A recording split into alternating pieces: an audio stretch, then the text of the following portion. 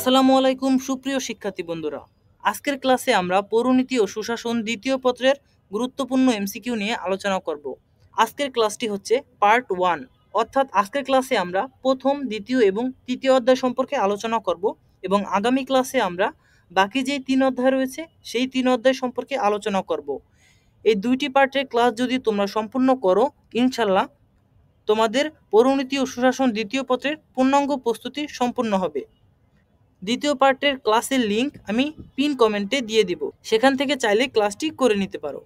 তো বেশি কথা না বাড়িয়ে আমরা সরাসরি আজকের ক্লাসে প্রবেশ করি। প্রথম এমসিকিউতে রয়েছে 1935 সালের ভারত শাসন আইনের শাসন সংক্রান্ত বিষয়কে কয় ভাগে ভাগ করা যায়? উত্তর হচ্ছে 3 ভাগে। উত্তর খ। দেখো সেগুলো কি: কেন্দ্রীয় সরকার, প্রাদেশিক সরকার এবং রাজ্যসমূহ। এরপরে চাওয়া হয়েছে ব্রিটিশ সরকার কত সালে স্যার সাইমনের নেতৃত্বে একটি কমিশন গঠন করেন? উত্তর হচ্ছে খ, 1927 সালে। এই কমিশনটি জন সাইমনের নেতৃত্বে গঠিত হয়েছিল এবং এর সকলেই ছিলেন ব্রিটিশ পার্লামেন্টের সদস্য। এরপরে রয়েছে 1935 সালের ভারত শাসন আইনে প্রাদেশিক ক্ষমতার তালিকায় ছিল কোনটি? উত্তর হচ্ছে আইন শৃঙ্খলা। উত্তর ক। এরপরে চাওয়া হয়েছে 1935 সালের ভারত শাসন আইনের সর্বাপেক্ষা উল্লেখযোগ্য বৈশিষ্ট্য হল? উত্তর ঘ, সর্বভারতীয় যুক্তরাষ্ট্র গঠনের উদ্যোগ। এরপরে রয়েছে 1947 সালের ভারত স্বাধীনতা আইনে পাকিস্তান রাষ্ট্রের বহির্ভূত অঞ্চল কোনটি? উত্তর হচ্ছে পূর্ব পাঞ্জাব। উত্তর গ। এরপরে রয়েছে 1935 সালের ভারত শাসন আইনের নতুন কয়টি প্রদেশ সৃষ্টি হয়? উত্তর হচ্ছে 2টি। উত্তর খ। এরপরে রয়েছে মন্ত্রী মিশন পরিকল্পনার সদস্য সংখ্যা কত? উত্তর হচ্ছে 3 জন। পরবর্তী এমসিকিউতে রয়েছে অবিভক্ত ভারতের সর্বশেষ গভর্নর ছিলেন কে? উত্তর হচ্ছে লর্ড মাউন্টব্যাটেন। উত্তর গ। পরবর্তী এমসিকিউতে রয়েছে লাহোর প্রস্তাবে ভারতের কোন কোন অঞ্চলে মুসলিম সংখ্যাগরিষ্ঠ এলাকা নিয়ে স্বাধীন রাষ্ট্র গঠনের প্রস্তাব করা হয়? উত্তর হচ্ছে গ, উত্তর পশ্চিম ও পূর্বাঞ্চল। এরপরে রয়েছে ভারতবর্ষে প্রথম ঔপনিবেশিক শাসন শুরু হয় কখন? উত্তর হচ্ছে 1757 সালে। উত্তর গ। এরপরে চাওয়া হয়েছে ভারত স্বাধীনতা আইন পাশ হয় কত সালে? উত্তর হচ্ছে 1947 সালের 18 জুলাই। উত্তর খ। এরপরে চাওয়া হয়েছে 1905 সালে বঙ্গভঙ্গের প্রধান কারণ কোনটি? উত্তর হচ্ছে প্রশাসনিক। উত্তর খ। এরপরে রয়েছে আলিগড় আন্দোলনের নেতা কে ছিলেন? তোমরা জানো আলিগড় আন্দোলনের নেতা ছিলেন স্যার সৈয়দ আহমেদ খান। এরপরে বলা হয়েছে বিধবা আইন প্রণীত হয় কত সালে? উত্তর হচ্ছে 1856 সালে। উত্তর গ। এরপরে চাওয়া হয়েছে মরলি মিন্টো সংস্কার আইন কখন পাশ হয়? উত্তর হচ্ছে 1909 সালে। উত্তর ক। পরবর্তী এমসিকিউতে রয়েছে ভারতীয় জাতীয় কংগ্রেস কখন প্রতিষ্ঠিত হয়? এই এমসিকিউটা কিন্তু কয়েকবার এসেছে। উত্তর হবে 1885 সালে। ভারতীয় জাতীয় কংগ্রেস ছিল ভারতীয় উপমহাদেশের প্রথম রাজনৈতিক দল। অনেক সময় এটিও জিজ্ঞাসা করা হয়। এরপরে রয়েছে রাওলাট আইন পাশ হয় কত সালে? উত্তর হচ্ছে 1919 সালে। জালিয়ানওয়ালাবাগের হত্যাকাণ্ড কিন্তু 1919 সালে হয় এবং খিলাফত আন্দোলন শুরু হয় 1919 সালে। এরপরে রয়েছে ব্রিটিশদের ভাগ করো শাসন করো নীতির উদ্দেশ্য ছিল কি? ক, ব্রিটিশ শাসন দীর্ঘস্থায়ী করা। এরপরে চাওয়া হয়েছে 1919 সালের ভারত শাসন আইনের বৈশিষ্ট্য কোনটি? উত্তর হচ্ছে সব কয়টি। অর্থাৎ প্রদেশে দ্বৈত শাসন, যুক্তরাষ্ট্রীয় ব্যবস্থা এবং ভারতীয় হাইকমিশনারের পদ সৃষ্টি, এ সব কয়টি 1919 সালের ভারত শাসন আইনের বৈশিষ্ট্য। তোমরা সব কয়টির বৈশিষ্ট্য ভালো করে পড়বে, সেখান থেকে বহুপদী সমাপ্তিসূচক এমসিকিউগুলো দেওয়া হয়। এরপরে রয়েছে কত সালে ভারতবর্ষে সর্বপ্রথম প্রাদেশিক নির্বাচন অনুষ্ঠিত হয়? উত্তর হচ্ছে 1937 সালে। এরপরে চাওয়া হয়েছে ব্রিটিশ ইস্ট ইন্ডিয়া কোম্পানি গঠিত হয় কত সালে? তোমরা জানো ব্রিটিশ ইস্ট ইন্ডিয়া কোম্পানি গঠিত হয় 1600 খ্রিস্টাব্দে বা 1600 সালে। এরপরে রয়েছে চিরস্থায়ী বন্দোবস্ত প্রথা প্রবর্তন করেন কে? উত্তর হচ্ছে লর্ড কর্নওয়ালিস। 1793 সালে চিরস্থায়ী বন্দোবস্ত প্রবর্তন করেন। অনেক সময় সালটিও কিন্তু চাওয়া হয়। সালটি হলো 1793 সাল। এরপরে রয়েছে 1919 সালের ভারত শাসন আইন অনুযায়ী প্রকৃত ক্ষমতাধর কে ছিল? উত্তর হচ্ছে ঘ, গভর্নর জেনারেল। এরপরে রয়েছে আমি সবসময় অখণ্ড বাংলার পক্ষপাতী, উক্তিটি কার? উক্তিটি হচ্ছে হোসেন শহীদ সোহরাওয়ার্দী। তিনি কিন্তু গণতন্ত্রের মানসপুত্র নামেও পরিচিত। এরপরে রয়েছে 1947 সালের ভারত স্বাধীনতা আইন দ্বারা বিলুপ্ত হয় কোনটি? উত্তর হচ্ছে ভারত সম্রাট উপাধি। এরপরে দ্বিতীয় অধ্যায়ের প্রথমে রয়েছে পাকিস্তান প্রতিষ্ঠিত হবার পর কোন শহরকে রাজধানী করা হয়েছিল? উত্তর হচ্ছে গ, করাচি। করাচিকে রাজধানী করা হয়েছিল।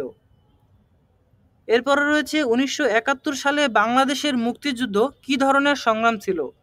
উত্তর সশস্ত্র সংগ্রাম। এরপরে রয়েছে উর্দু এবং ইংরেজির পাশাপাশি বাংলাকে রাষ্ট্রভাষা করার দাবি কে উত্থাপন করেন? এখানে উদ্র লেখা হয়েছে, এখানে হবে উর্দু। উত্তর হচ্ছে ধীরেন্দ্রনাথ দত্ত।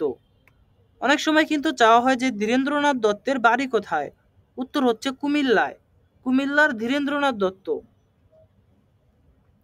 এরপরে রয়েছে কত সালে পাকিস্তানের প্রথম সংবিধান কার্যকর হয়? উত্তর হচ্ছে 1956 সালে। 1956 সালে পাকিস্তানের প্রথম সংবিধান কার্যকর হয়। এই সংবিধানে বাংলাকে রাষ্ট্রভাষা হিসেবে স্বীকৃতিও দেওয়া হয়। এরপরে রয়েছে 1952 সালে কে পাকিস্তানের জরুরি অবস্থা জারি করেন? উত্তর হচ্ছে গোলাম মোহাম্মদ। এরপরে রয়েছে বাংলাদেশের জাতীয় পতাকা প্রথম উত্তোলন করা হয় কবে? উত্তর হচ্ছে 2রা মার্চ 1971। ঢাকা বিশ্ববিদ্যালয়ের কলা ভবনে বাংলাদেশের জাতীয় পতাকা প্রথম উত্তোলন করেন। এটি উত্তোলন করেন আসম আব্দুর রব। এরপরে চাওয়া হয়েছে স্বাধীন বাংলাদেশ প্রতিষ্ঠার ভিত্তি হিসেবে চিহ্নিত করা যায় কোনটিকে? উত্তর হচ্ছে 6 দফা দাবি।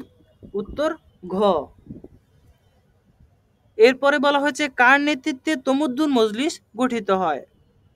উত্তর অধ্যাপক আবুল কাশেম। ঢাকা বিশ্ববিদ্যালয়ের তরুণ অধ্যাপক আবুল কাশেমের নেতৃত্বে 2রা সেপ্টেম্বর 1947 সালে তমুদ্দুন মজলিস গঠিত হয়। দেখো এখানে লিখে দিয়েছি বাঙালি জাতীয়তাবাদের মূল ভিত্তি হচ্ছে ভাষা। তমুদ্দুন মজলিস সম্পর্কিত আরেকটি প্রশ্ন এসে থাকে যে এটি কোন ধরনের সংগঠন ছিল? তমুদ্দুন মজলিস হচ্ছে একটি সাংস্কৃতিক সংগঠন। অনেকে ভুলে রাজনৈতিক সংগঠন দিয়ে ফেলো। এরপরে রয়েছে কত সালে ঐতিহাসিক আগরতলা মামলা করা হয়েছিল? উত্তর হচ্ছে 1968 সালে। এরপরে চাওয়া হয়েছে 1969-এর গণ অভ্যুত্থানের কারণ হলো? উত্তর ঘ, অর্থাৎ 1, 2 ও 3। অর্থনৈতিক বৈষম্য, 6 দফা আন্দোলনের প্রভাব এবং ছাত্র সমাজের 11 দফা।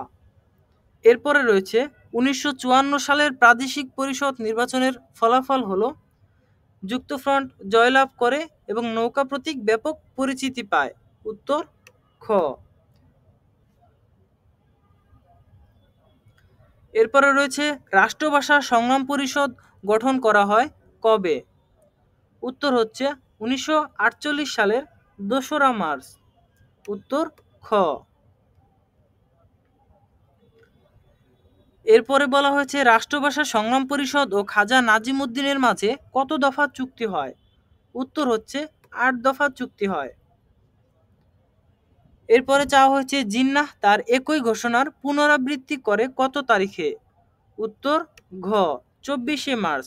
প্রথমে ঘোষণা দিয়েছিল 21শে মার্চ সোহরাওয়ার্দী উদ্যানে এবং 24শে মার্চ পুনরাবৃত্তি করে তার ঘোষণার, সেটি হচ্ছে ঢাকা বিশ্ববিদ্যালয়ের কার্জন হলে শিক্ষার্থীদের সমাবর্তন অনুষ্ঠানে।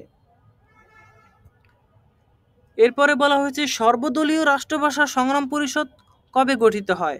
একটি হচ্ছে রাষ্ট্রভাষা সংগ্রাম পরিষদ, সেটি 1948 সালের 2রা মার্চ। কিন্তু এখানে চাওয়া হচ্ছে সর্বদলীয় রাষ্ট্রভাষা সংগ্রাম পরিষদ, যেটি গঠিত হয় 1951 সালের 31শে জানুয়ারি। উত্তর গ, যার আহ্বায়ক ছিলেন কাজী গোলাম মাহবুব। এরপরে রয়েছে বাংলাদেশের স্বাধীনতার ঘোষণাপত্র পাঠ করেন কে? এখানে যাদের নাম রয়েছে এদের মধ্যে জিয়াউর রহমান বাংলাদেশের স্বাধীনতার ঘোষণাপত্র পাঠ করেন 27শে মার্চ। এরপরে চাওয়া হয়েছে যুক্তফ্রন্ট গঠিত হয় কত সালে? উত্তর হচ্ছে 1953 সালের 4ঠা ডিসেম্বর। উত্তর খ। দেখো যুক্তফ্রন্টের 4টি দল কি কি? আওয়ামী মুসলিম লীগ, নেজামি ইসলাম, কৃষক শ্রমিক পার্টি এবং গণতন্ত্রী দল। অনেক সময় বহুপদী সমাপ্তিসূচক প্রশ্নে চাওয়া হয়, সেজন্য এই 4টি দলের নাম ভালোভাবে মনে রাখবে। এরপরে চাওয়া হয়েছে যুক্তফ্রন্টের 21 দফার প্রথম দফা কি ছিল? প্রথম দফা ছিল বাংলাকে রাষ্ট্রভাষা করা। উত্তর ক। এরপরে চাওয়া হয়েছে যুক্তফ্রন্ট কতটি আসন পায়? উত্তর হচ্ছে 223টি। 223টি আসন পেয়ে যুক্তফ্রন্ট নির্বাচনে জয়লাভ করে। দেখো অনেক সময় চাওয়া হয় কত শতাংশ বা শতকরা কত ভাগ ভোট পায়? উত্তর হচ্ছে 64 ভাগ। মুসলিম লীগ পায় 9টি আসন, যেটি শতকরা 27 ভাগ।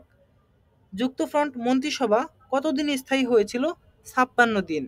এবং কি কারণে যুক্তফ্রন্ট মন্ত্রিসভাকে বা যুক্তফ্রন্ট সরকারকে বরখাস্ত করা হয়? সেটি হচ্ছে আদমজী পাটকল ও কর্ণফুলীতে বাঙালি অবাঙালি দাঙ্গার অজুহাতে। এরপরে চাওয়া হয়েছে যুক্তফ্রন্ট নির্বাচনের ফলে কি হয়? মুসলিম লীগের ভরাডুবি হয়, বাঙালি নেতৃত্বের বিকাশ ঘটে, স্বায়ত্তশাসনের দাবি জোরদার হয়। উত্তর ঘ, সব কয়টি। এরপরে চাওয়া হয়েছে 1956 সালের সংবিধানের বৈশিষ্ট্য হলো যুক্তরাষ্ট্রীয় এককক্ষ বিশিষ্ট আইনসভা, সংসদীয় সরকার। উত্তর হচ্ছে সব কয়টি। দেখো এখানে আরও কিছু বৈশিষ্ট্য লিখে দিয়েছি, এগুলো মনে রাখবে। এইভাবে বহুপদী সমাপ্তিসূচক প্রশ্ন চাওয়া হয় যে এটি ছিল লিখিত সংবিধান, এই সংবিধানে রাষ্ট্রভাষার মর্যাদা দেওয়া হয়, অর্থাৎ বাংলা এবং উর্দু দুটিকেই। এরপরে বিচার বিভাগের স্বাধীনতা এই সংবিধানের অন্যতম বৈশিষ্ট্য। এছাড়া প্রাদেশিক স্বায়ত্তশাসন এবং মৌলিক অধিকারও অন্তর্ভুক্ত ছিল। এরপরে চাওয়া হয়েছে ইস্কান্দার মির্জা কত সালে সামরিক শাসন জারি করে? উত্তর হচ্ছে 1958 সালের 7 অক্টোবর। এরপরে রয়েছে বাঙালির মুক্তির সনদ হিসেবে খ্যাত কোনটি? উত্তর হচ্ছে গ, 6 দফা। 6 দফাকে বাঙালির মুক্তির সনদ বলা হয় বা বাঙালির ম্যাগনা কার্টাও বলা হয়। পাঞ্জাবের লাহোরে এটি উত্থাপন করা হয়। 6 দফাকে বাঙালির মুক্তির সনদ বলা হলেও এটি ছিল মূলত বাঙালির মধ্যবিত্তের মুক্তির আন্দোলন। তোমাদের পরীক্ষা শেষ হলে অন্য কোনো দিন নতুন কোনো ক্লাসে এটি নিয়ে বিস্তারিত আলোচনা করব। এরপরে রয়েছে আগরতলা মামলা দায়ের করা হয় কত সালে? উত্তর হচ্ছে 1968 সালে। শেখ মুজিব সহ 35 জনের বিরুদ্ধে কিন্তু এই মামলা দায়ের করা হয় এবং সরকারি নথিতেও এই মামলার নাম ছিল কি? দেখো, রাষ্ট্র বনাম শেখ মুজিবুর রহমান এবং অন্যান্য, যেটি তোমরা অনেকেই ভুল করবে পরীক্ষা আসলে। এটি কিন্তু মনে রাখবে। ভারতের ত্রিপুরা রাজ্যের রাজধানী আগরতলায় এই মামলা দায়ের করা হয়, সেজন্য এই মামলার নামকরণ করা হয়েছিল আগরতলা মামলা। এরপরে বলা হয়েছে আগরতলা মামলার অন্যতম কারণ কোনটি? উত্তর হচ্ছে ক, 6 দফার নস্যাৎ, অর্থাৎ 6 দফা দাবিকে নস্যাৎ করার জন্যই আগরতলা মামলা করা হয়েছিল। এরপরে চাওয়া হয়েছে ছাত্র সমাজের 11 দফা কর্মসূচি ঘোষণা করা হয় কবে? উত্তর হচ্ছে 1969 সালের 5ই ফেব্রুয়ারি, অর্থাৎ উত্তর ঘ।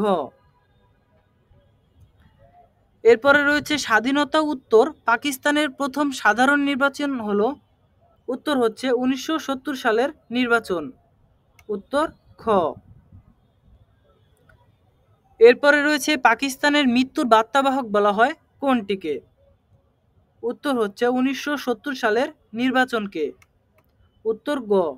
পরবর্তী এমসিকিউতে চাওয়া হয়েছে অসহযোগ আন্দোলনের ডাক দেওয়া হয় কবে, উত্তর হচ্ছে 1971 সালের 1 মার্চ, উত্তর ক।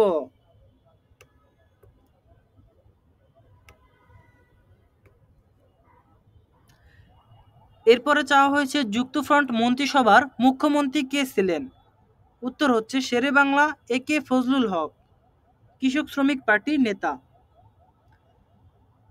তৃতীয় অধ্যায়ের প্রথমে চাওয়া হয়েছে হাজী শরীয়তুল্লাহ কোন জেলায় জন্মগ্রহণ করেন, উত্তর হচ্ছে ফরিদপুর জেলায়, যেটি পূর্বে ছিল বৃহত্তর ফরিদপুর, এখন সেটি মাদারীপুর জেলার অন্তর্ভুক্ত। এরপরে রয়েছে ফরায়েজি আন্দোলনের লক্ষ্য কী ছিল, উত্তর হচ্ছে ক, কুসংস্কার দূর করা, উত্তর ক। পরবর্তী এমসিকিউতে রয়েছে হাজী শরীয়তুল্লাহর ক্ষেত্রে নিচের কোন বিষয়টি যুক্ত, তোমরা জানো তিনি ফরায়েজি আন্দোলনের সাথে যুক্ত ছিলেন। এরপরে রয়েছে হাজী শরীয়তুল্লাহ মুসলমানদের কয়টি ফরজ পালনের উপর গুরুত্ব দেন, উত্তর হচ্ছে 5টি।